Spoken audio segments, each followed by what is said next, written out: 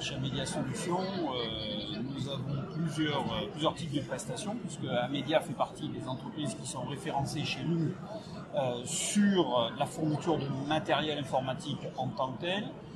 Je pense en particulier à notre serveur, puisque nous sommes en client-serveur depuis une petite dizaine d'années sur les services municipaux.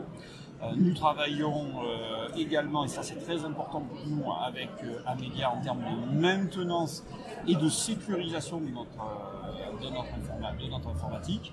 Et puis après, nous faisons appel à Amedia de façon plus ponctuelle sur des commandes de matériel du type VPI, par exemple, sur nos deux groupes scolaires.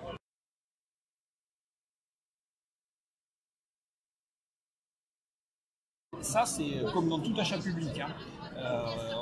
On a les mêmes réflexes, c'est-à-dire qu'on a essayé de déterminer le cahier des charges qui nous permet d'équiper nos classes en matériel de nouvelles technologies. Donc là, on est dans une situation qui est un petit peu ambiguë, enfin, pas ambiguë, mais qui est duale, dans le sens où on équipe des usagers qui ne sont pas nos agents. Donc il était absolument primordial que les enseignants nous expliquent, nous donnent des indications sur l'utilisation qu'ils voulaient faire de ces VPI, de ces TBI dans un premier temps, puis de ces VPI pour qu'on adapte autant que faire se peut l'outil à leurs besoins. Et également, on est bien d'accord sur les enseignants, c'est pas une gamme d'usagers homogène. En fonction des niveaux d'enseignement, les besoins évoluent.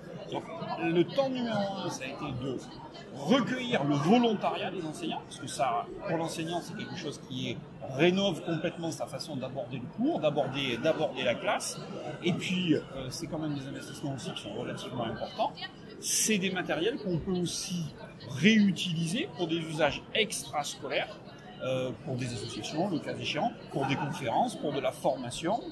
Donc, on a essayé de les associer dès le départ en termes d'outils, d'ouverture sur les logiciels, parce qu'il y a aussi au niveau de l'éducation nationale, il y a aussi toute une structure de conseil qui leur est ouverte.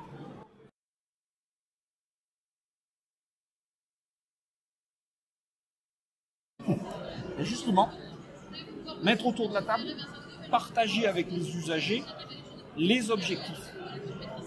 Et à partir de là, voir est-ce que vous avez besoin d'une fonction tactile. C'est un débat qu'on a eu à un moment ou à un autre. La fonction tactile, elle peut être utile sur certains niveaux, moins sur d'autres. Donc, entendre l'usager, recenser les besoins, et après, de ces besoins, déduire le matériel le plus adapté possible.